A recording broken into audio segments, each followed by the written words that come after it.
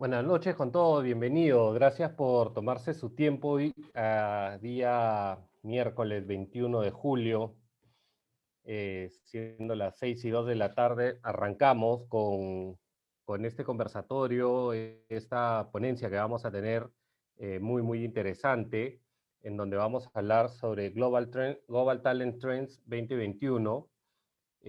Soy David Dávila, gerente de la Asociación Peruana de Recursos Humanos. Y desde a Perú venimos trabajando, cocinando el Congreso 2021 que vamos a tener en octubre de la mano con nuestro aliado académico, la Pacífico Business School, un congreso virtual, ¿no? 2 días, en horas de la mañana, de 8:30 a 1 de la tarde, para que no les quite todo el día y con temas interesantes, con speakers académicos internacionales, con speakers también de la práctica, de la primera línea gerencial. Vamos a tener también mesas de intercambio donde eh, líderes organizacionales del mundo de recursos humanos van a poder contar sobre lo que vienen haciendo sus empresas en diferentes temas. Así que los invitamos a que nos escriban para conocer un poco acerca sobre este evento y también sobre los tickets. Bueno, contarles también que a Perú este año cumple 60 años de vida institucional y tenemos para eso una revista con un contenido muy enriquecedor de gestión humana. Tenemos también comunidades que son lideradas por especialistas, para lo cual los invito también a que nos escriban, conozcan un poco sobre lo que vienen haciendo estas comunidades. La idea es compartir, fomentar y brindar buenas prácticas en gestión humana. Las comunidades que tenemos son de relaciones laborales, compensaciones, diversidad e inclusión, talento, bienestar social, seguridad y salud en el trabajo y empleabilidad. Tenemos también ricos paquetes de beneficios para los asociados, ¿no? Para que sus empresas se sumen y puedan también hacer uso de estos beneficios que definitivamente van a ser muy atractivos e importantes para la gestión de los equipos. Hoy quiero presentarles a dos personas, Karina, una directora de APerú, y a Gabriel Regalado. Karina Raikovi cuenta con un MBA, máster en Dirección Estratégica por la EOI Business School y psicóloga de la Pontificia Universidad Católica del Perú, directora de Perú y directora de Gestión Humana de Química Suiza. Ha sido directora corporativa de InRetail Pharma, así como de Farmacias Peruanas. También ha sido gerente corporativa de desarrollo organizacional del Grupo Romero. Por más de 20 años viene liderando el área de gestión humana. Ha sido docente de pregrado en la Facultad de Ciencias Empresariales y Económicas de la Universidad de Lima y posee además estudios en Harvard Business School, así como en la Escuela de Negocios de Wharton. Muchas gracias, Karina, por nuevamente contar contigo hoy en uno de los webinars de APerú. También tenemos a Gabriel Regalado, gran amigo de la casa también. Cuenta con más de 20 años desarrollando proyectos de compensaciones, beneficios y gestión del talento en mercados como Colombia, Venezuela, Perú, Ecuador, Panamá, Costa Rica y Guatemala. Gabriel cuenta con estudio de Dirección Estratégica de Recursos Humanos en la Escuela de Organización Industrial. Actualmente se desempeña como CEO de Mercer Perú. Muchas gracias, Gabriel, Karina, por estar el día de hoy en este espacio de APerú. Comentarles a los asistentes que en caso de tener alguna pregunta o consulta a través de la opción del Q&A, pueden, y especificando para quién iría la pregunta o consulta, ¿no? Si Karina o Gabo, la vamos a poder atender. Así que muchas gracias y los dejo para que demos inicio a esta presentación. Buenas tardes, David. Mil gracias por la presentación. Bueno, un gusto nuevamente estar en la casa, en mi casa, Perú, ya siendo una sesión más que vamos a compartir. Y esta vez acompañado de una crack de los temas de recursos humanos, como es Karina Raikovi. Seguramente muchos de ustedes la conocerán. Y lo que les venimos a proponer hoy es revisar un poquito las tendencias globales de talento que nosotros en Mercer hemos relevado año con año. Y un poco la dinámica que le proponemos es la siguiente. Vamos a estar revisando cada uno de los pilares o cada una de estas tendencias. Y una vez que la revisemos, Karina nos va a dar su opinión con base en su experiencia, en lo que dentro de Química Suiza, dentro del Grupo Intercore han podido realizar en materias similares a las que estamos conversando, de manera de hacer esto un poco interactivo, ¿no? También comentarles que, dada la dinámica que vamos a seguir, esta presentación va a ser compartida con David, con todo el equipo de Aperú, de manera tal de que todos los asistentes puedan tenerla una vez se termine. Así que no es necesario hacer print screen ni nada por el estilo. Ustedes van a tener esta presentación, que cuando la reciban va a ser mucho más extensa que lo que vamos a ver el día de hoy, porque si no, pues nos tardaríamos un poco más de tiempo, ¿no? Y seguramente ya estando a mitad de semana y 6 de la tarde, hay cierto cansancio acumulado, ¿no? Entonces, bueno, comencemos si les parece con la presentación. Comentarles que cuando nosotros hicimos este estudio, es un estudio que hacemos año con año, lo hacemos a nivel global, y acá vamos a hablar un poquito del foco que tenemos en Latinoamérica y particularmente en el Perú. Mi idea no es ir leyendo las láminas, imagínense ustedes, para eso ustedes la van a tener posteriormente, sino más bien resaltar aquellos elementos que nos parecen interesantes compartir con cada uno de ustedes. Y en este sentido, el mundo que estamos heredando en este 2021 y que seguramente va a ser base para lo que viviremos en el 2022, está marcada por una serie de cambios. Pero yo quisiera resaltar tres de manera muy importante. Todo el tema relacionado con la digitalización, con la aceleración de la vida digital, que creo que nos ha pegado a todos, no solamente en el trabajo que día a día tenemos con nuestras organizaciones, sino en el negocio como tal, que seguramente representamos en nuestras labores diarias. Lo otro tiene que ver con estos nuevos modelos de negocio y nuevos modelos de trabajo, nuevos acuerdos que se tienen, ¿no? Esta manera de ahora trabajar desde casa o trabajar desde oficina o trabajar de una manera híbrida, con horarios que en algunos casos están siendo más extensos de los que quisiéramos y en otros casos están pudiendo ser controlados. Y el tercer elemento tiene que ver con la protección de la salud y el patrimonio, ¿no? La pandemia lo que nos ha dejado es una reflexión muy grande en cuanto al tema relacionado a la salud, no solamente de nosotros, sino de nuestras familias y de nuestros compañeros de trabajo, pero también el patrimonio. O sea, ¿qué pasa cuando yo no sigo devengando la misma cantidad de dinero? ¿Qué pasa si incluso llego a perder mi empleo? ¿Cómo yo puedo proteger lo que hasta ahora he venido ganando? Entonces son tres temas que a mí me gusta resaltar mucho y conectarlo con que esta pandemia ha dejado grandes perdedores. O sea, hemos visto una cantidad de decesos a nivel mundial. En Perú fue uno de los países más afectados, pero también hemos visto ciertas industrias que han florecido durante esta pandemia y nos invitan a reflexionar cómo será de aquí en adelante. Entonces, industrias relacionadas al Internet, a la tecnología, a las ciencias de la vida, han tenido un impacto financieramente positivo a pesar de los pesares, pero tenemos otras industrias con una afectación muy fuerte, como es la industria del transporte en líneas generales, la hotelería, los viajes, la educación, han sufrido impactos importantes. Y en el Perú, muchas de las compañías que están en estos rubros han tenido que reinventarse de manera importante, ¿no? Luego tenemos un informe global de riesgo que habla, si quieren, más de riesgos generales, ¿no? Que tiene que ver un poco con la acción climática, con potenciales enfermedades, con efectos que podemos tener en los recursos naturales, ¿no? Pero a mí me gusta centrarnos más en el tema de industria porque esto nos va a orientar un poco en las tendencias que vamos a revisar de aquí en adelante.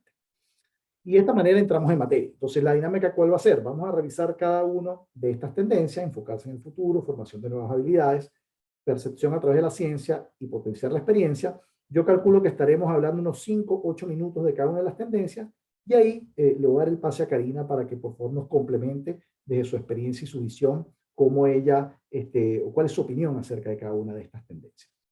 Entonces, si quieren, en la primera de enfocarse en el futuro, yo voy a leer aquí algo. Dije que no iba a leer mucho de la presentación, pero esto creo que vale la pena leerlo. Y dice así, esto salió en el American Business Roundtable, dice, si bien cada una de nuestras empresas cumple su propio propósito corporativo, compartimos un compromiso fundamental con nuestras partes interesadas. Nos comprometemos a entregar valor a nuestros clientes, a invertir en nuestros empleados, a tratar de manera justa y ética a nuestros proveedores, a apoyar las comunidades en las que trabajamos y a generar valor en el largo plazo para los accionistas. Entonces, como se dan cuenta, hoy en día las compañías están pasando a esto que en el mundo globalizado se conoce como ESG, que es Environment, Sustainability and Governance, medio ambiente, sostenibilidad y gobierno corporativo, porque entienden que las compañías que van a tener éxito son aquellas que tratan de manera adecuada a cada una de las partes interesadas.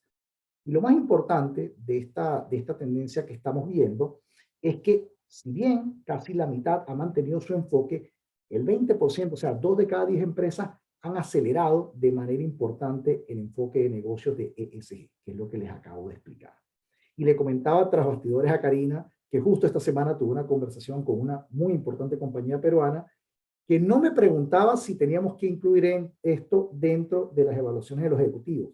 Me preguntaba cuál era el peso que tenía que tener. Entonces eso ya de alguna manera nos va diciendo que ciertas compañías de renombre en el Perú están teniendo esto como un elemento importante.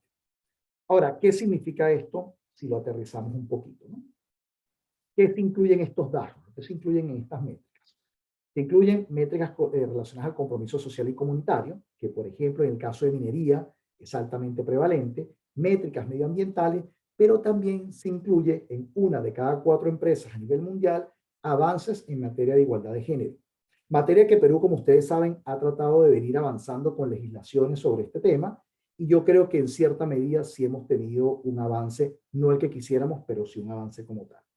Y otro dato importantísimo a resaltar del ESG es que 3 de cada 4 compañías cuyo CEO, gerente general, presidente, como lo quieran llamar, tiene estas responsabilidades como parte de su medición, tienen una tasa de crecimiento del 6% más. Mientras que solamente una de cada 4 compañías cuyo CEO no tiene estas responsabilidades alcanzan esa tasa de crecimiento. Entonces está altamente correlacionado el hecho de tener estas métricas con un crecimiento acelerado de la compañía. Como le decía, mi intención no es leer cada una de las láminas, sino ir resaltando los puntos que me parecen interesantes. Ahora, dentro de esto mismo se le pregunta a los empleados, bueno, ¿cómo se consigue el respeto? ¿Cómo se consigue que ustedes valoren realmente lo que la compañía les da? Y fíjense que la mitad de los empleados hablan de recompensas responsables. Y cuando hablamos de recompensas responsables, no estamos hablando que sean las recompensas más altas, ¿no? No estamos hablando de competitividad, estamos hablando de responsabilidad. Estamos hablando que la mitad también están pidiendo digamos, una parte de soporte en cuanto al bienestar físico, psicológico y financiero por parte de la compañía.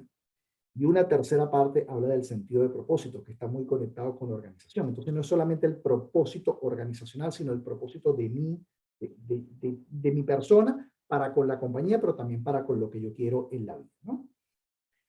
Y la generación Y, que era una generación que venía creciendo y que ya está, digamos, ocupando la mayoría de las plazas en el mundo empresarial, están hablando que en lo que ellos valoran hay temas que serían de muy poco, digamos, inversión financiera por parte de las compañías, pero muchísimo valor para ellas.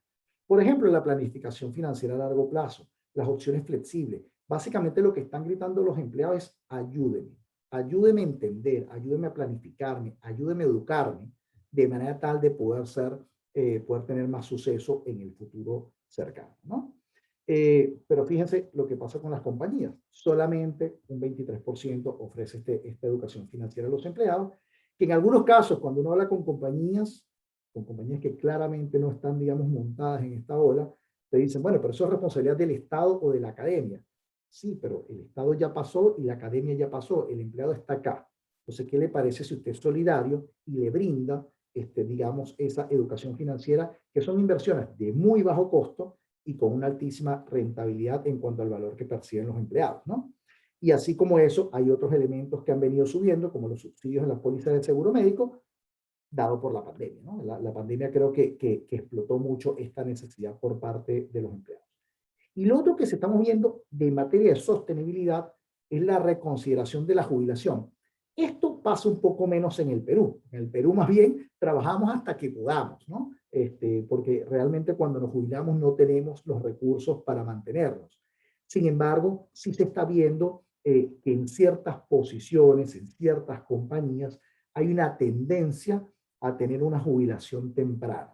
Y yo no sé si ustedes han tenido oportunidad de leer prensa sobre este tema en los últimos 3 o 4 meses, pero hay un fenómeno en Estados Unidos y en el Reino Unido que se llama la gran resignación, pero la traducción es la gran renuncia, ¿no? Y es como estamos viendo que ciertas personas están cambiando su estilo de vida y están prefiriendo trabajar menos y ganar menos. Eso tiene unas consideraciones económicas atrás, ¿no? Ayudas de Estado y todo este tipo de cosas, pero sí tiende a ser una preocupación que si bien el grueso de la población no se va a jubilar en los periodos correspondientes, sino que van a estirar esa jubilación, hay un porcentaje de la población en cargos críticos que sí está planificando jubilarse antes y yo cómo lo voy a poder sustituir.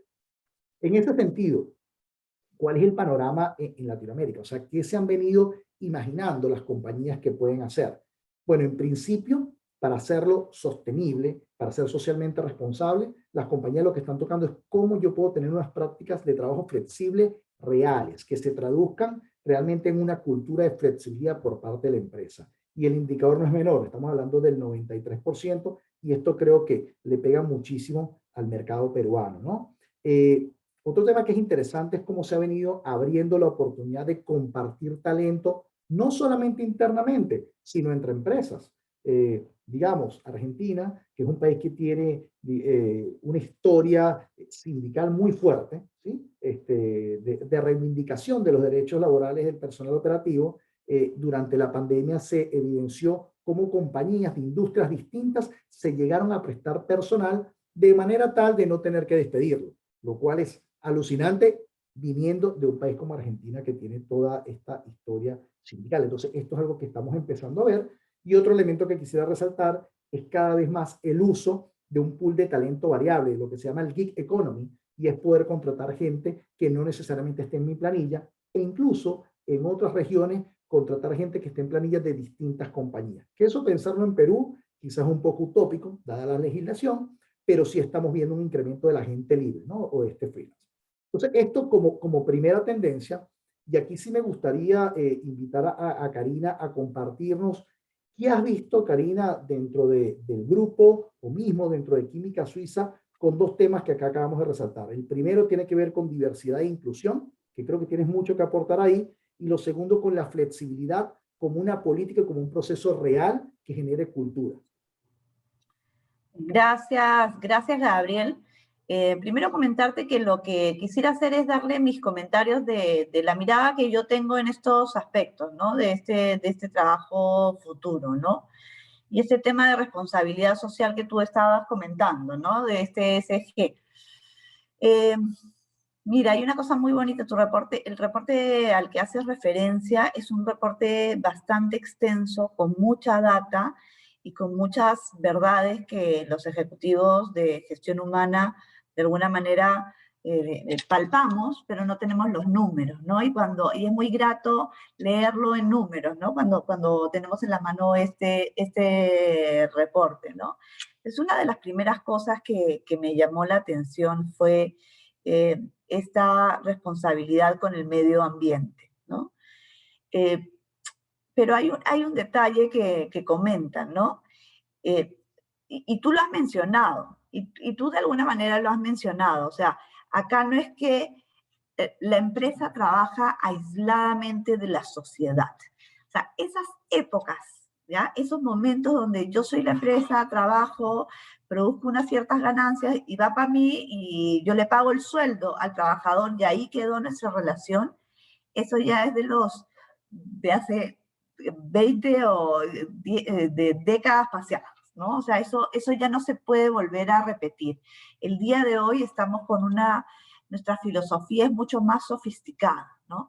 Y la idea y la mirada es, oye, tú trabajas, y fue lo primero que tú comentaste, ¿no? Tú trabajas en una comunidad, ¿no? Trabajas con ellos y de alguna manera para ellos. Entonces, no podemos de alguna manera hacernos, como decimos, los locos y no retribuir, ¿no? No podemos estar, por ejemplo, en un campamento agrícola y saber que al costado no hay una posta médica y seguir operando. Si sabemos que el Estado no tiene los recursos, de alguna manera la empresa tiene que apoyar para que pues hayan los recursos mínimos, en este caso de salud, y que se pueda beneficiar la comunidad con la que nosotros estamos trabajando. Entonces, ya esa época de yo trabajo, tengo mi ganancia y ya estamos, creo que ya es cuestión ya es cuestión del pasado, ¿no? Creo que es momento, y varias empresas ya se están dando cuenta de eso, de apostar y dar no sé si llamarlo la milla extra, ¿ya? O lo que corresponde, ¿no? Porque trabajamos no sé si interdisciplinariamente es la palabra, pero trabajamos de manera unidas y de manera integrada, ¿no? Entonces, ¿qué está pasando en el grupo y qué está pasando en química? ¿Ya? Esto que tú comentabas, que efectivamente las empresas tienen un 6% de retorno, de mayor productividad y mayor regreso de la inversión, está sucediendo y las empresas son conscientes de eso. Entonces, dentro del grupo ya hay un plan al 2023 en lo que es el tema de residuos y reciclaje, y tiene una meta bastante agresiva para eso, ¿no? También hay otros lineamientos que en este momento, por obvias razones, no te los puedo comentar, pero sí hay actividades de medio ambiente que se están trabajando y que sí las están considerando como prioridades estratégicas a nivel del grupo Intercorp. Luego de ello, un tema fascinante es el tema de diversidad e inclusión, ¿no? Que es un tema fantástico, maravilloso, y además que creo que hace resonancia en este momento en el que estamos viviendo en el país, ¿no? Porque es diversidad, inclusión e igualdad, ¿no? Entonces es desde una mirada de una sociedad donde todos nos concebimos como iguales, ¿no? Podemos incorporar a todos los diferentes grupos, ¿no? Porque hemos estado acostumbrados a seleccionar, capacitar, desarrollar a ciertos grupos que probablemente sean parecidos a personas como nosotros, que han sido las personas más educadas, con más beneficios, etcétera. Pero hemos dejado de lado a muchas comunidades, ¿no? Incluyendo la comunidad LGBTIQ+, ¿no? Entre otras, como la comunidad de mujeres, ¿no? En profesiones tradicionalmente masculinas no se incluyen a mujeres en profesiones como montacarguistas, ¿no? Entonces, sí también a través del grupo hay un board de diversidad con el que trabajamos y que tenemos ciertas cuotas de cumplimiento para lograr ciertos objetivos de diversidad e inclusión. Pero sí quiero hacerles, y si les puedo dar un consejo, o miren, esto fue lo que me funcionó, fue lo que no funcionó, y lo mencionan en tu reporte, en alguna parte del reporte lo mencionan, ¿sabes cuál es la diferencia entre el éxito y no?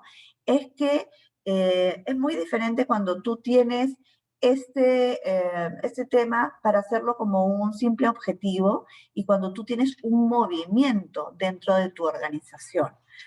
Cuando dentro de tu equipo tienes un movimiento ambiental, ¿no? Pro ambiente, o un movimiento pro la diversidad, inclusión y diversidad, y no son solo unos cuantos, sino que está en el ADN, es cuando ahí las cosas cambian por completo, y no es un programa más, no es un programa por la tribuna, sino que realmente se vive en toda la organización. Y claro, los reconocimientos son consecuencia, ¿no? Y el grupo tiene reconocimiento del Ministerio del Trabajo, del Ministerio de la Mujer, de Presente, del Ranking Par, etcétera, etcétera, ¿no?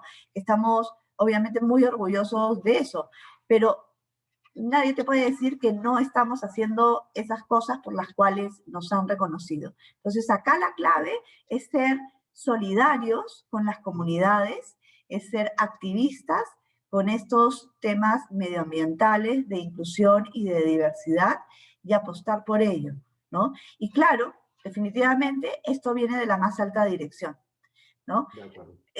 Mira que en el grupo, y para terminar esta parte, no vino en el tema de diversidad e inclusión en un principio, no vino de la más alta dirección, pero hubo una persona que es Selma Costa, que la debes de conocer, Selma Costa, que fue donde CRP y le dijo, oye, este tema es importante, es valioso, y genera un cambio social importante que el país lo necesita. Entonces, se la compró, CRP, lo creyó, y ahora pues todas las empresas del grupo trabajamos en esos temas, y trabajamos en estos temas desde la parte de selección, de capacitación, promover el desarrollo de estas comunidades minoritarias, entre otras. Así que ese es el trabajo que hacemos, y te doy los factores que fueron en nuestro caso, los factores críticos de éxito. Buenísimo, buenísimo. No, mira, cuando te escuchaba pensaba muchas cosas, un poco para cerrar este tema. A mí me gustaría, no me gustaría, pero uno podría llegar a decir que diversidad, equidad e inclusión es una moda, es algo nice to have, pero yo les puedo decir que hay miles de informes, Mercer tiene algunos, pero hay un informe de McKinsey, los que somos consultores, lejos de lo que ustedes pueden pensar, leemos consultoría y leemos paper de otras firmas consultoras. Hay un informe de McKinsey espectacular del año 2019, donde dice que aquellos boards, aquellos equipos de liderazgo que están realmente diversos, y diverso no es solamente hombre-mujer, diverso no es solamente orientación sexual, estamos hablando de creo, estamos hablando de raza, estamos hablando de formación académica, estamos hablando de una diversidad completa, vencen en 36% en rentabilidad el primer Q al cuarto Q. Entonces esto no es un tema de opiniones, es un tema de hechos económicos. Si usted lo quiere ver simplemente de una manera transaccional, esto le conviene al negocio, ¿no? Si lo quiere ver así, que no se tiene que ver solamente así. Lo otro que tú ya hablabas, pues, de que esto realmente sea algo que nazca, que esto sea realmente un proceso, que esto sea realmente algo que esté desplegado en la organización, no es más que cultura, ¿sí? Y por algo, Peter Drucker decía que la cultura se come la estrategia en el desayuno. En el momento que esto está en nuestro ADN, pues actúa de una manera natural y se ven cambios importantes. Así que bueno, pasemos a la siguiente tendencia, que también de alguna manera, Karina, voy a aprovechar algo que mencionaste, que es el tema de las comunidades, que uno no se puede hacer el loco, ¿no? Que uno tiene unos stakeholders. Y recuerdo hace unos años estábamos en un foro de Mercer en Miami y tuvimos la suerte de tener a David Ulrich, que para los que estamos en recursos humanos lo reconocemos como uno de los principales gurús en este tema. Y me acuerdo que él hablaba un poco en ese momento de la capacitación que tenían que dar las empresas a sus empleados, independientemente si el Estado la había hecho o no la había hecho. Y decía, la empresa privada o el grupo privado, la economía privada, empresas privadas, que no esté dispuesto a invertir en su capital humano, producto de que el Estado o el gobierno no lo haya hecho, estará o necesitará pagar el impuesto de la mediocridad. ¿Ustedes lo quieren pagar o no? Eso fue, creo que el comentario ancla de ese foro, donde todas las empresas empezaron a entender que esto es un problema que también me forma parte de mí y es algo que yo tengo que resolver, y eso nos lleva a esta tendencia que es la formación en nuevas habilidades, como un tema que ustedes seguramente han escuchado de upskilling y reskilling. Y aquí, más que leerlo para avanzar más rápido, básicamente lo que se está diciendo, y no es una opinión de Mercer, es una opinión del Foro Económico Mundial, es que se van a perder, no se van a perder, se van a modificar más de 1.000 millones de puestos de trabajo, que es básicamente un tercio de los puestos de trabajo que se encuentran hoy. Hay una modificación que va desde la eliminación hasta una modificación importante de la posición. Y van a surgir nuevas posiciones. Siempre me hacen la pregunta, Karina, a veces, bueno, dime una posición que haya surgido. Community Manager. ¿Quién no tiene un Community Manager hoy? ¿Quién tenía un Community Manager hace 10 años? Entonces, son una de las grandes, digamos, posiciones o funciones que van a empezar a salir. Y en este sentido, cuando nosotros le preguntábamos, que ahorita en aras del tiempo no lo voy a hacer, le preguntamos a los ejecutivos cuánto porcentaje ellos creían que de su fuerza laboral se podía adaptar, ellos hablaban de un 45%. Pero cuando tú le cambiabas la pregunta y le decías a las personas si se podían o no se podían adaptar, un 80% de los empleados creen que sí se pueden adaptar. Entonces hay que jugar en este gap, ¿no? Hay un 20% que claramente le va a costar o no se va a adaptar, pero hay un porcentaje muy importante que nosotros podemos capacitar en nuevas habilidades para el futuro, ¿no? Y no por esto, no es casualidad, que este sea la prioridad número 1 en inversión para el 2021 a nivel global, que es reskilling. Porque muchas de las habilidades que estamos requiriendo hoy, muchas de las posiciones que creamos en las compañías hoy en día no tienen una formación académica formal en las universidades. No existen hoy en día. Existen cursos, certificaciones, pero no existe una formación real. Entonces las empresas tienen que empiezan a identificar capacidades, un concepto que seguramente ustedes conocen como es la agilidad de aprendizaje o Learning Agility, y empiezo a identificar a esas personas y empiezo a darle reskilling, empiezo a capacitarlas de manera tal de que en un periodo corto de tiempo pueda adquirir esas habilidades que yo me estoy imaginando en el futuro, ¿sí? ¿Qué es destacable de todo esto? Yo creería que hay 3 puntos que son los que resalto acá, que creo que es importante tener. Lo primero es definir qué voy a necesitar, porque si no, ¿qué voy a capacitar?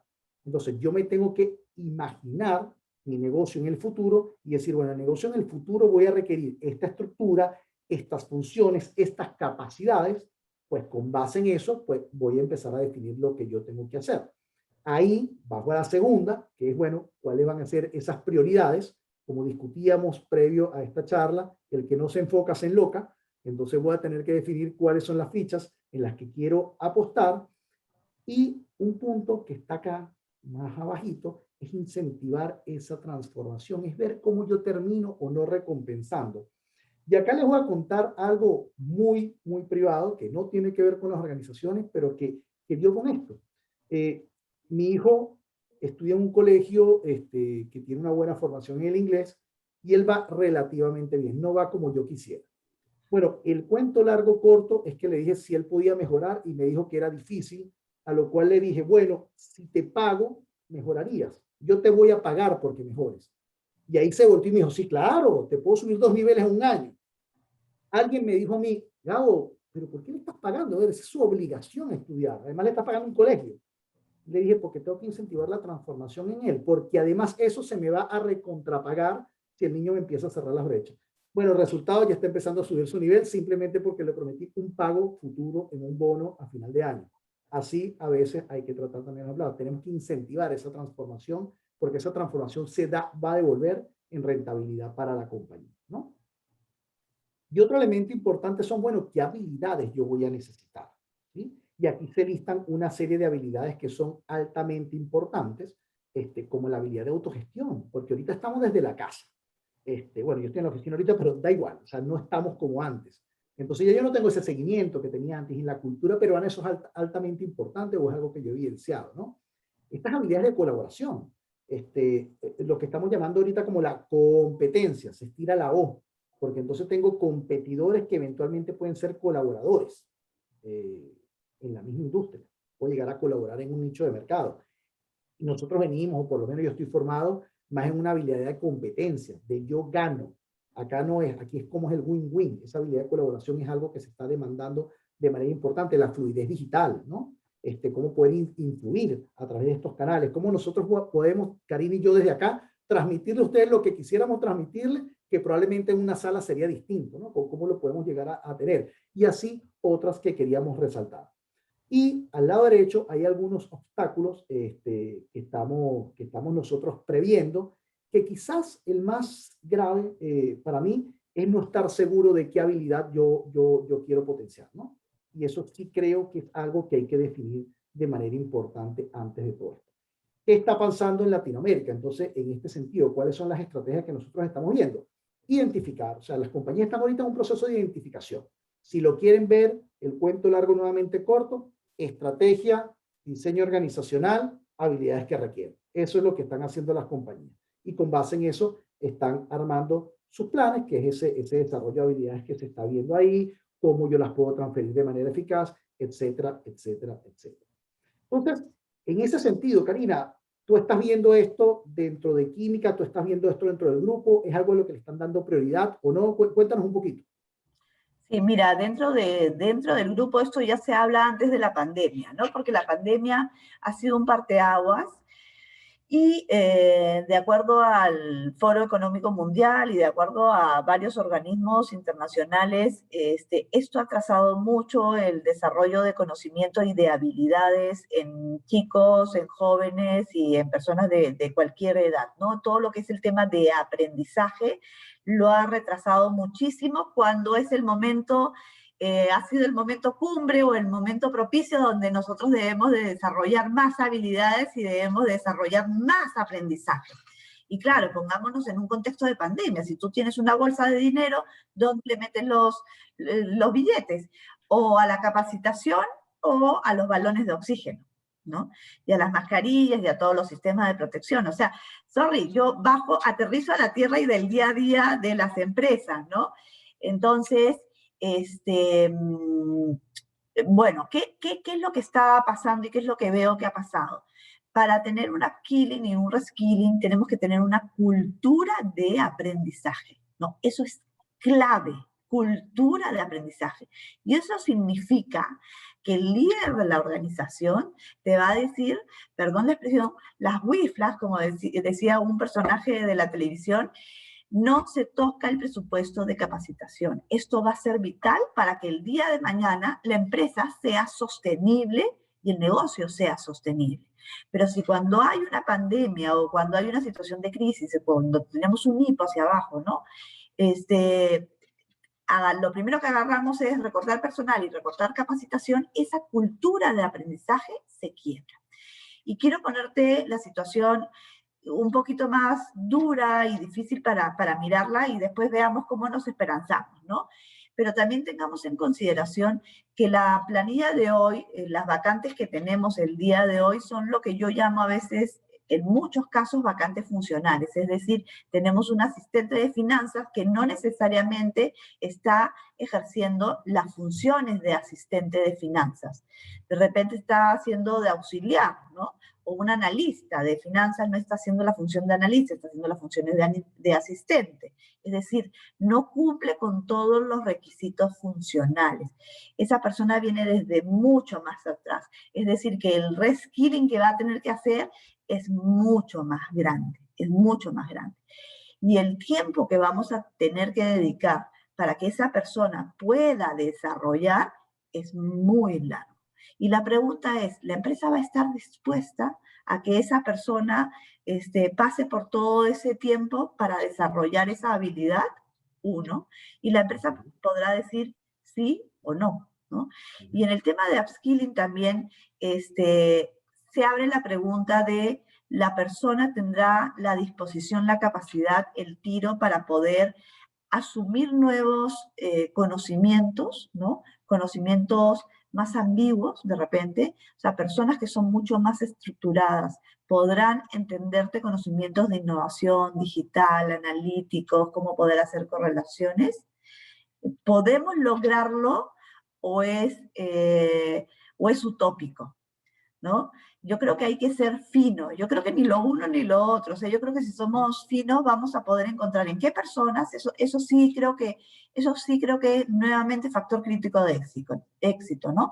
Es encontrar en qué personas hacemos reskilling y en qué personas y posiciones hacemos upskilling, ¿no? Porque no todos van a poder hacer este desarrollo, pero tiene que ser en el marco de una organización que tenga esta cultura de aprendizaje. El grupo Intercorp la tiene, porque tiene una universidad corporativa que me saco el sombrero y de verdad no es cherry ni nada, pero tú ves que cada 6 meses, cada año, cada 2 meses, 3 meses te va pidiendo feedback para ver cómo va y cómo va adaptando sus cursos de acuerdo a las necesidades del negocio. Otro tema importante que también habías mencionado es, oye, ¿cómo está el negocio y cómo va a estar en el futuro? Muchas veces los mismos ejecutivos no sabemos cómo va a estar el negocio de acá a 3, 5 años. O sea, si tú te sientas con todos los ejecutivos y les dices, ¿cómo va a estar en este contexto político, además, los negocios de acá a 3, 5 años? ¿Me lo puedes dibujar? Veamos qué es lo que nos dibujan y veamos qué es lo que aparece de a 3 a 5 años, si eso no es. Pero lo que sí es cierto es que sí hay habilidades, tendencias bien importantes que son valiosísimas para los negocios. El tema digital, el tema de data analytics. O sea, esas son dos habilidades críticas. El tema de agilidad, son habilidades críticas, claves, que se tienen que desarrollar en todos nuestros ejecutivos, ¿no? Ya sea porque la vas a ejecutar o ya sea porque vas a ser una persona que va a apoyar a ese proceso de transformación ágil o ese proceso analítico y no vas a ser un bloqueador, ¿no? Entonces tienes que sensibilizar a los demás. Vas a tener los unos cuantos que van a ser los tromes y los tigres en este tema y vas a tener los otros que no van a ver a los demás como unos extraños, ¿no? Sino que van a ser las personas que van a estar con esa sensibilidad, ¿no? Los tienes que entrenar a todos, ¿no? Y lo que es importante y también resalta en tu informe es que, ojo, no todo sucede en las aulas, ¿no? Y sobre todo, no todo sucede en las aulas. Entonces, tenemos lo que son los movimientos horizontales. tenemos las experiencias internacionales, hoy más que nunca, y en el caso de química, y yo digo, a veces digo, estas pandemias, claro, nos traen unas situaciones muy trágicas, pero también nos traen una situación que nos dicen, oye, cosas que tú pensabas que no podías hacer, se pueden hacer. Entonces, experiencias de transferencias internacionales desde casa se pueden hacer.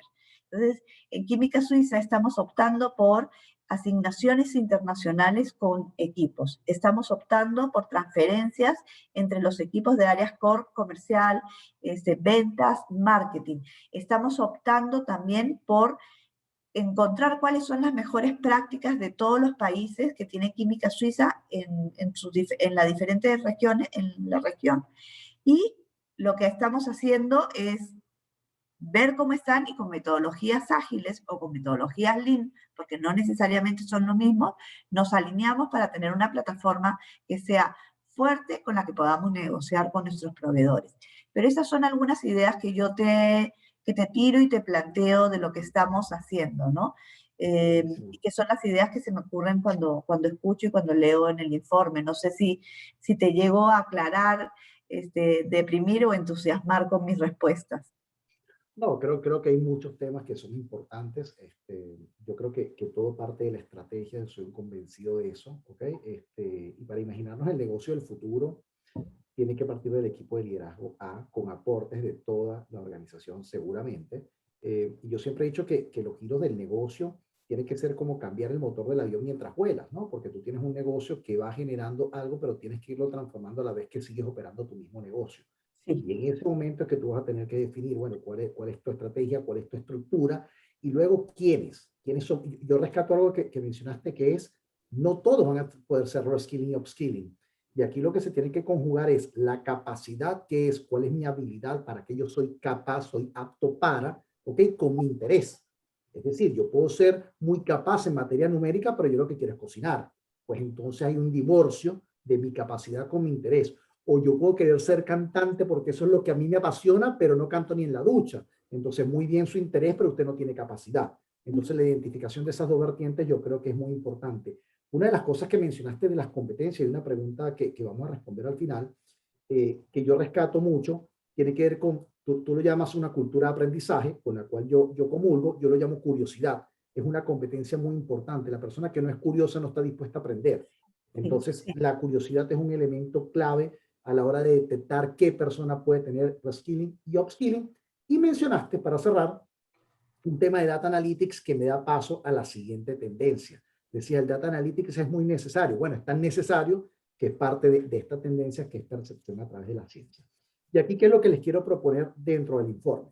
Fíjense, nosotros tenemos una subida importante, fíjense, más o menos en el 2019 de un 10% al 40% en una etapa 4, que es el análisis predictivo. Entonces, me voy a tomar un minuto explicándole qué es esto. Básicamente, imaginémonos que nosotros estamos caminando un día por la organización y yo digo, óyeme, cada vez veo menos gente de la que veía antes o veo más caras nuevas. Y se lo comento a Karina. Supónganse que yo soy el analista de Karina. Eso simplemente es una anécdota. A lo cual Karina me va a decir, Gabo, ¿y qué te parece si me haces un informe de la gente que se está yendo?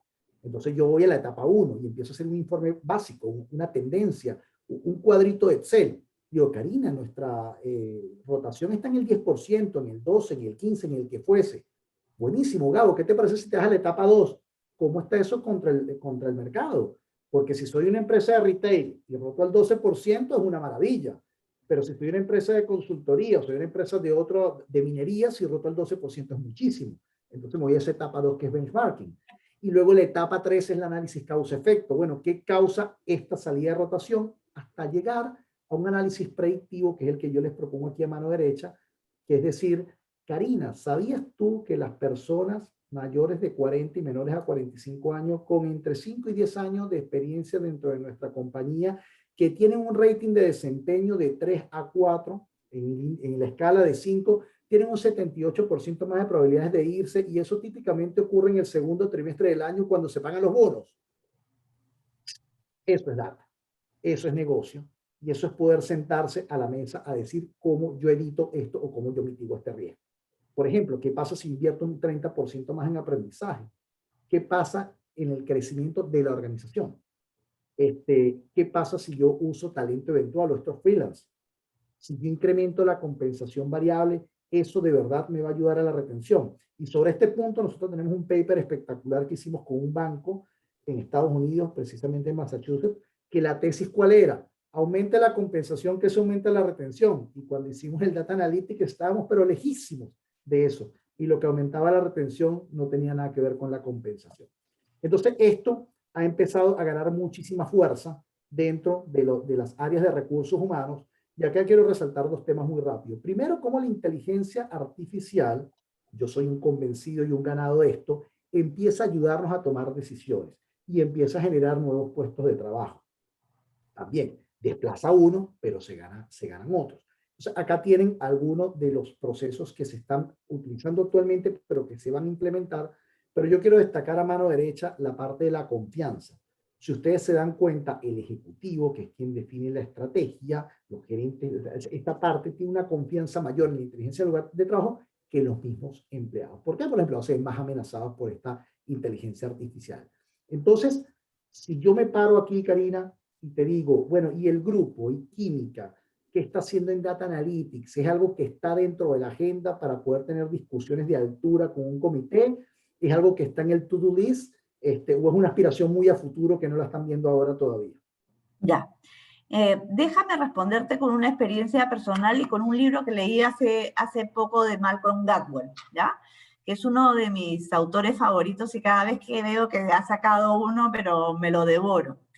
Entonces él cuenta una experiencia, porque él es un periodista de diversos periódicos, ¿no? Del New York Post y Washington Post, me parece también. Y él cuenta en uno de sus primeros capítulos cómo cuenta el caso de unos jueces, ¿no? Y quién mejor los jueces, que imparten justicia y que determinan quiénes deben de salir bajo fianza y quiénes no, ¿no? Entonces, bueno, se analizan esas son 500.000 files que se analizan. Y le dan toda esta data a la máquina, digamos.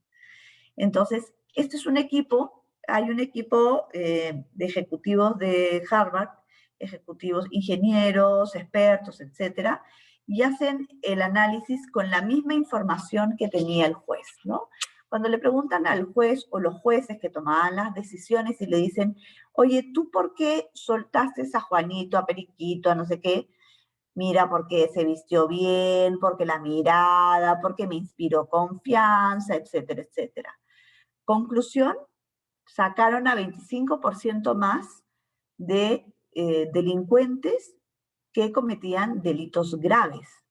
Entonces, como dicen los chicos, alucina el impacto que puede haber con este tipo de decisiones.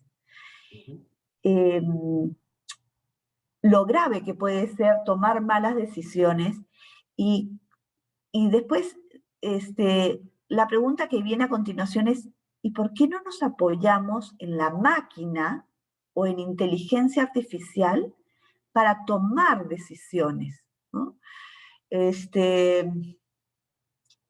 Y ahí uno se pone a pensar, ¿no?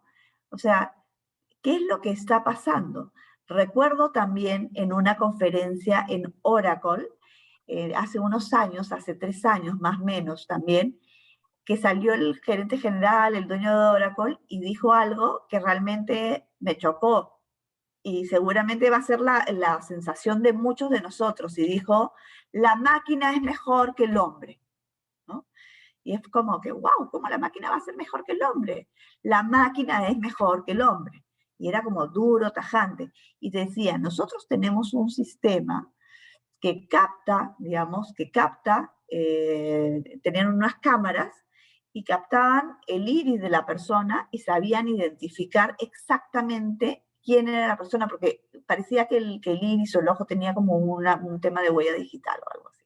Entonces, en cambio, una persona en el susto, si te han robado, me acuerdo de mi mamá cuando puso una persona de haberla robado y era una persona que pasaba por ahí, ¿no? Entonces la máquina puede ser mucho más certera que el hombre en la toma de decisiones. Entonces, esto es como decirle a un doctor, oye, no agarres la ecografía para hacer un diagnóstico de cáncer. Entonces, la pregunta primero es, ¿por qué nos estamos resistiendo a usar tecnología dentro de gestión humana y dentro de diferentes áreas? ¿Qué es lo que está pasando? ¿No?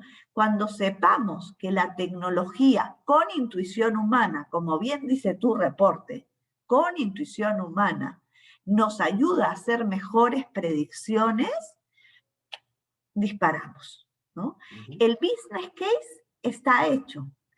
Oye, si tenemos ejecutivos de alto desempeño, ¿qué pasaría si la empresa tiene ejecutivos con alto desempeño? ¿En cuánto aumenta la productividad de la empresa?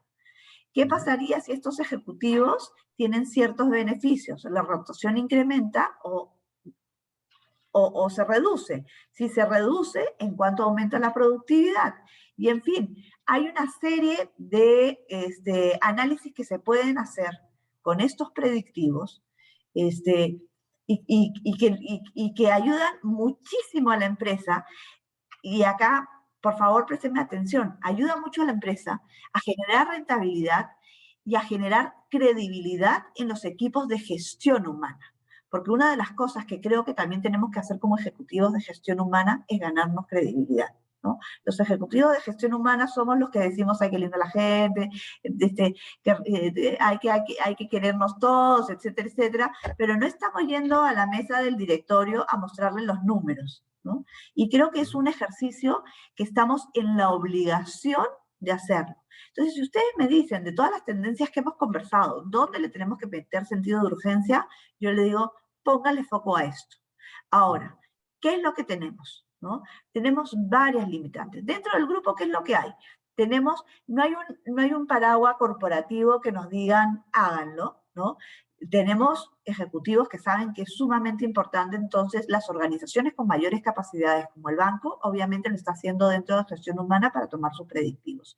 La plataforma retail ha empezado hace 2 años a trabajar los predictivos, pero claro, se encuentran con todos estos aprendizajes, vamos a decir, del People Analytics, ¿no? Y es decir, tú tienes que tener masa, tienes que tener data limpia, tienes que tener buenos canales o buenas fuentes de información, tienes que tener gente que te analice, o sea, gente que te haga todo el análisis de la data, que te haga todas las correlaciones, los algoritmos, y tienes que tener gente con criterio que te interprete esa data.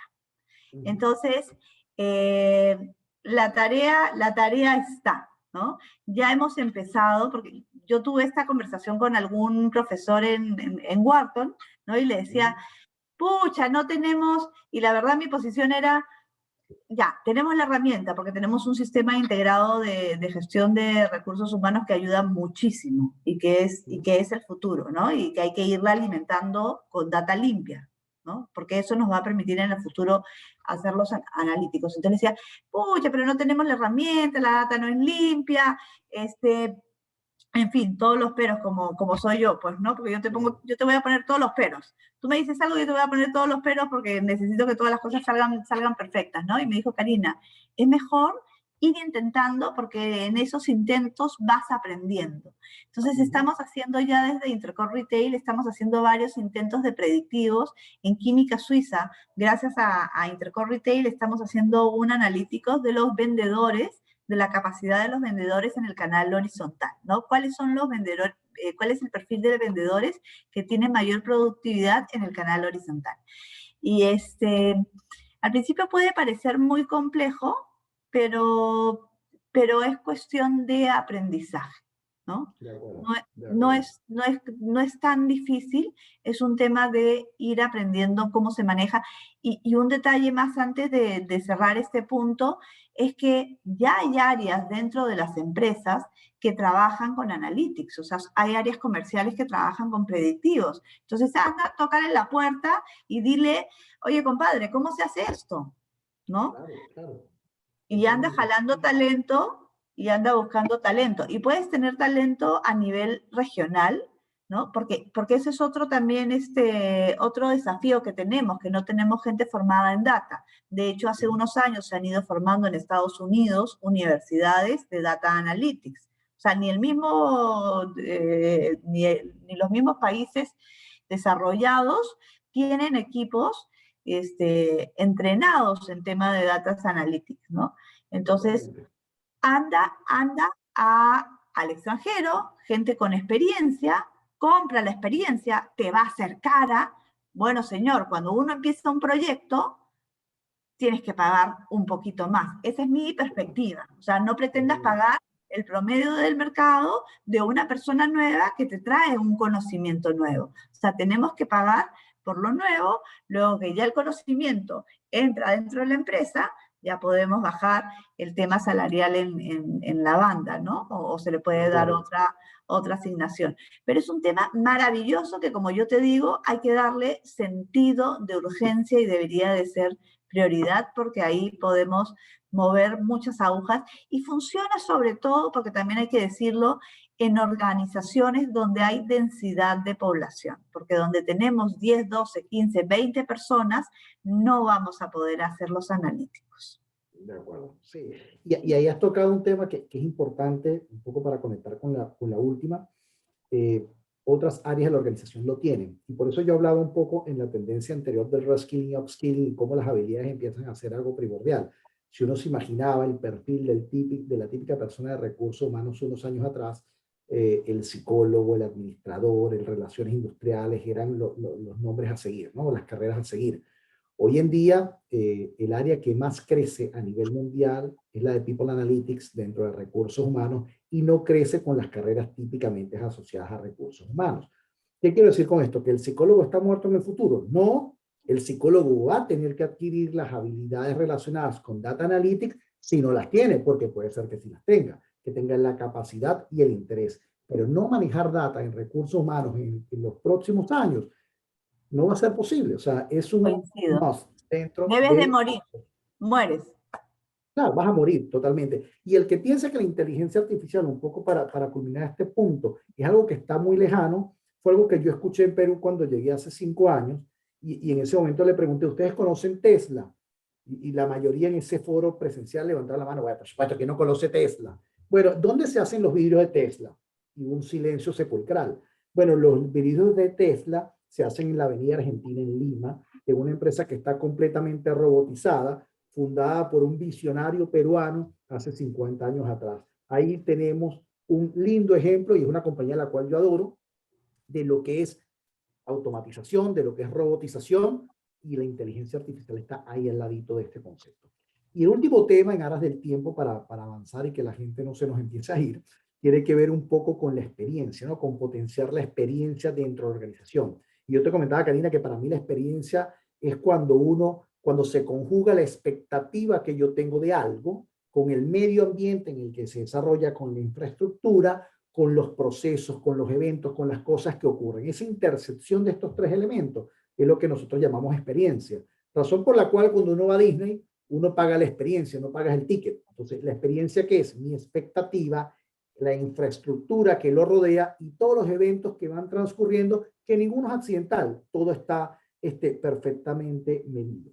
Entonces, ¿por qué todos hablan de la experiencia? Porque es una economía que se está viviendo hoy en día. Uno cuando va a un restaurante quiere ir a la experiencia. Y se los digo, o sea, yo voy al restaurante por el consentimiento y la experiencia, porque si es por la comida me quedo con la de mi mamá lejos, ¿no? No es el caso de la de mi novia, que ahí sí... ¿La de tu mamá o la de tu esposa? ¿Cómo es? La de mi mamá o la de mi novia. Ahí vamos, ahí tengo que pelear, ¿no? Limitaciones de concepto, ¿no? Como compromiso, el compromiso no es suficientemente predictivo, entonces nosotros tenemos hoy en día y cada vez más personas que están altamente comprometidas y satisfechas, al menos en el survey, en la encuesta, pero están pensando activamente dejar a la compañía, razón por la cual brindar esta experiencia como un concepto total hace que te blindes de cara al futuro, ¿no? La importancia del capital humano como elemento diferenciador. Decía Klaus Schwab, que es uno de los fundadores del World Economic Forum, una de las cabezas del World Economic Forum, en el 2012 ya han pasado prácticamente 10 años, decía, el talentismo es el nuevo capitalismo, algo que sigue completamente vigente, porque si yo quisiera capital es muy fácil, tengo una buena idea, me acerco a Karina que me conecte con alguien en Intercorp y me van a dar los fondos. Si la idea es buena, voy a conseguir banco, voy a conseguir un private equity, voy a conseguir alguien que le ponga plata a la idea. El capital no es un problema. El problema es la gente. La gente no la puedo clonar. La gente no la puedo multiplicar en lo que yo quisiera. Entonces, las empresas que empiezan a trabajar en esto porque entienden que la experiencia les brinda el capital humano, que es un diferenciador, empiezan a tener, como dicen acá en el informe, una tasa de crecimiento mucho mayor o una probabilidad de crecer a un ritmo mucho mayor, ¿no? Y por supuesto, el aumento de la tecnología en recursos humanos nos facilita poder brindar esta experiencia, ¿no? ¿Qué prevemos? Que en el 2021 el cansancio y en el 2022 va a ser el gran problema, porque lo vivimos el año pasado y es un cansancio derivado de múltiples factores. Por ejemplo, el fulano multitasking. Estoy en este foro, pero a la vez estoy mandando un correo y a la vez estoy atendiendo por teléfono una cuestión, porque laboro horas interminables, porque además existe una altísima frustración de que lo que estoy haciendo no necesariamente está generando los resultados porque hay un tema general. Entonces, eso va a ser un problema no solamente ahorita, sino en el futuro, y es parte del causante de Great Resignation o la gran renuncia que se está dando a nivel global. ¿Qué están buscando los empleados motivados, según el informe que nosotros tenemos? Un sitio donde haya empatía, palabra que creo que ganó altísima relevancia en el año 2020. Cómo ser empático, cómo tener liderazgo empático, cómo realmente colocarme en el zapato de la otra persona. Que me enriquezca. Como dicen los gringos, el so what. O sea, y si yo hago esto, ¿qué para mí? O como decíamos en Colombia, el CBY, ¿cómo voy yo en esto? ¿Por qué lo tendría que hacer? ¿Esto cómo conecta conmigo? ¿Sí? Que sea atractivo, que yo pueda llegar a sentir realmente pertenencia, que yo pueda realmente a sentir que soy parte de, porque yo quiero ser parte de, y por supuesto que sea eficiente, ¿no? Que me facilite además lo que yo voy a buscar en un futuro y en el presente, en ambas cosas, ¿no? La flexibilidad permanente llegó. A mí me preguntan, bueno, ¿y cuál es el modelo que se va a mantener en el futuro? ¿Nos vamos a quedar desde casa o no? ¿O vamos a ir a la oficina? Yo soy un convencido que vamos a un modelo híbrido, ¿sí? Donde vamos a estar en casa, vamos a estar en oficina, pero no va a ser ni una cosa ni la otra. Habrán trabajos claramente que no puedan volver a la oficina, ¿ok? Que no puedan volver a las casas, que van a tener que estar en oficina o en una planta de producción, y habrán perfiles, ¿por qué no?, que pueden estar desde casa todo el tiempo, pero habrán otros que vamos a estar en un modelo híbrido. Y eso va a depender fuertemente de la industria en la que yo me encuentro. Entonces, si estoy en la parte de servicios de Internet o incluso de servicios financieros que viene creciendo de manera importante, posiblemente voy a tener una posibilidad de flexibilidad mayor que si estoy en hotelería o en un área de manufactura. ¿Cómo ve Mercer? Y esto se los dejo como un tema interesante. ¿Qué para nosotros es ser flexible? ¿Qué tiene que tomar en cuenta? ¿Cuándo hago el trabajo? ¿Dónde hago el trabajo? ¿Qué trabajo hago? ¿Cómo lo hago? ¿Y quién lo hace? Si nosotros somos capaces de responder estas 5 cosas, nosotros vamos a estar en capacidad de poder construir una política de flexibilidad que a su vez va a fomentar una experiencia muy positiva en el caso de nuestros empleados. ¿Qué se está haciendo en Latinoamérica? O sea, ¿qué aspectos de la experiencia del empleado se está considerando como un cambio más drástico? Fíjense que vuelve a salir el tema de flexibilidad. Entonces, yo creo que es el gran aprendizaje que hemos tenido de esta pandemia, o uno de los grandes aprendizajes. ¿Cómo voy a trabajar de manera flexible? ¿Qué significa flexibilidad? Flexibilidad para nosotros puede significar trabajar en la casa o en la oficina. Flexibilidad puede significar entrar más temprano y salir más temprano también. Pero, por ejemplo, en países del llamado primer mundo, flexibilidad tiene una connotación como la siguiente. Durante estos 3 meses, yo voy a trabajar 60 o 70 horas semanales porque estoy en el pico de trabajo, pero en otros 3 o 4 meses voy a trabajar 30 o 25 horas semanales. Yo mismo voy a balancear mi carga porque eso va a depender de los picos de trabajo. Eso también es ser flexible, ¿ok? Entonces, esos son elementos que vamos a tener que ir evaluando y que, dicho sea de paso, en el Perú a veces se nos complica por materia legislativa, pero de todas maneras eso más temprano que tarde va a llegar. ¿Cómo se evalúa el desempeño ahora a través de este nuevo normal? ¿Cómo repensamos la figura de recursos humanos? ¿Cómo realmente formamos equipos eficientes a través de dispositivos digitales? ¿Sí? ¿Cómo construimos? Y era una pregunta que me hizo en algún momento un CEO, empezando la pandemia, y le soy muy honesto, me quedé en blanco, porque bueno, a veces uno se queda en blanco. Digo, Gabriel, después de toda, digamos, la iniciativa, el dinero, el tiempo que le he metido a un cambio cultural que tenía mucho foco en la cercanía, en tocarse como gente, ¿ahora qué hago? Escucha, era una pregunta, es decir, yo había avanzado, ¿ahora qué ocurre? Bueno, tenemos que, como dice a veces el juez, recalculando, ¿sí? Y tenemos que recalcular nuevamente qué va a significar cercanía en este nuevo normal. Entonces, estos son como algunas ideas que les voto del informe. Y aquí, Karina, digamos, en unos minutos que ya estamos un poco pasados, ¿qué están haciendo en el grupo? ¿Cómo tú ves el tema de la experiencia? ¿Este concepto es algo que ustedes están utilizando o no necesariamente? Sí. Mira, el tema de flexibilidad se está trabajando y se está trabajando de dos maneras de acuerdo a las plataformas. Unas plataformas la entienden como flexibilidad horaria simplemente, ¿no?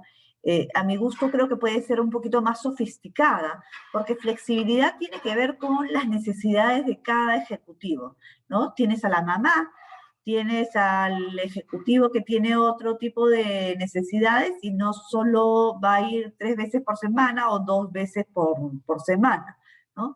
Entonces creo que vamos a tener que repensar cómo diseñamos esa flexibilidad, ¿no? Un segundito que están acá ordenando los cubiertos y cuchillos. ¿Se escucha? ¿Sí se escucha o no? Poquito, no te preocupes. Un segundito que me van a escuchar gritar, me van a ver gritar. No, ya se acabó, no hay problema. Bueno, entonces, el tema de la flexibilidad creo que la tenemos que repensar, ya no en términos de días, ¿no? Sino de acuerdo a tu realidad, cómo podemos trabajar flexiblemente. Y cada uno es un mundo, pero obviamente no vamos a crear 50.000 mundos. No podemos, es inmanejable, ¿no? Eso, punto número uno. Punto número dos, una empresa o un grupo como el Grupo Intercorp, que se caracteriza por su cercanía, por la confianza, cómo trabajamos la confianza en la virtualidad, ¿no? Entonces, eso también lo estamos trabajando y quien lidera mucho esto y está trabajando y haciendo cosas muy bonitas es el Grupo Intercorp, trabajando espacios integrados, pero no solo los espacios físicos, sino una filosofía de ser y estar con ellos, que ya seguramente lo presentarán en su momento.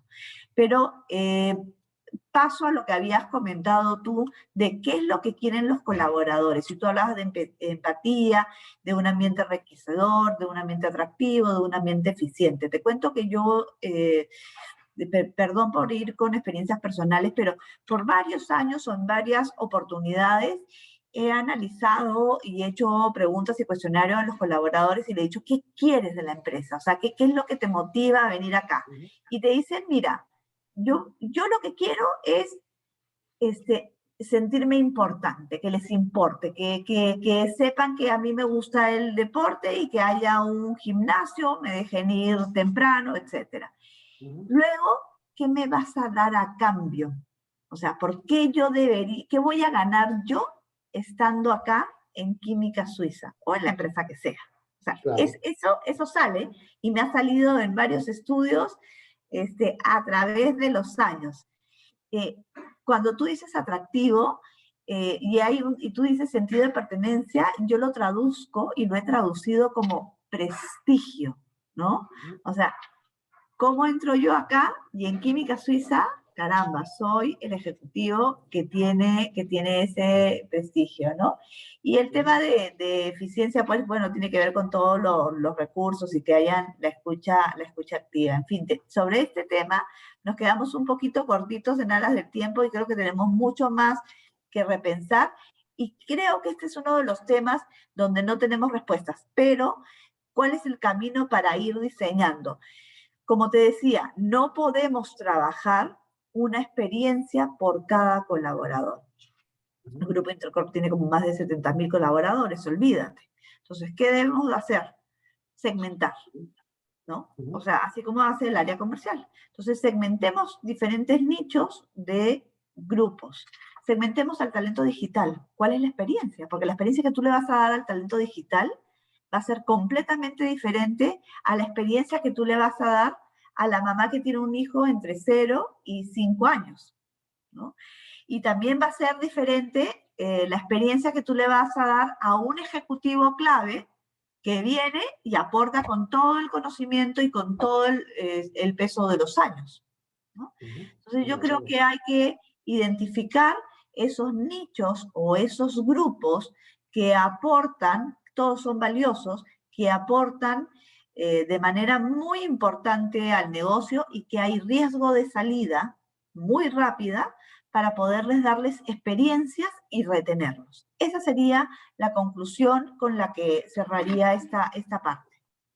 Buenísimo, Karina. Yo he venido respondiendo algunas preguntas que colocaron en el Q&A porque ya estábamos a 12 minutos pasaditos, pero les comento algo a todas las personas que asistieron. Van a tener el reporte completo, ¿ok? Entonces ahí van a tener muchísima más información de la que presentamos y en caso de dudas a través de Perú, a través de Karina o de mi persona, con muchísimo gusto. El mensaje final que quizás yo les dejo es, bueno, esto nos ha enseñado muchos temas. Y yo quisiera resaltar el tema de la reinvención desde 3 puntos de vista. ¿Cómo hago para obtener valor? ¿Cómo hago para reinventarme, obtener valor, cambiar esta organización? ¿Ok? Seguir siendo, en las organizaciones en las que ustedes trabajan, siendo eficientes, siguiendo con un progreso que seguramente llevaban, siendo prósperos, que es una palabra muy utilizada recientemente. ¿Cómo reinventarnos para realmente ser flexibles? Yo creo que aquí la cultura es importantísima. En el informe verán otro punto que no nos dio chance de abarcar, lo clave que es tener a los líderes involucrados en lo que significa flexibilidad. De nada sirve trabajar en un proceso, digamos, en unas políticas, si el liderazgo de la compañía no se compra el tema de la flexibilidad. Porque independientemente que la política la diga, si la cultura es pedirle permiso al jefe, eso va a terminar boicoteando el tema de la flexibilidad. Y reinventarse para ser sostenible, se los comentaba. O sea, tenemos que cambiar el motor del avión mientras volamos.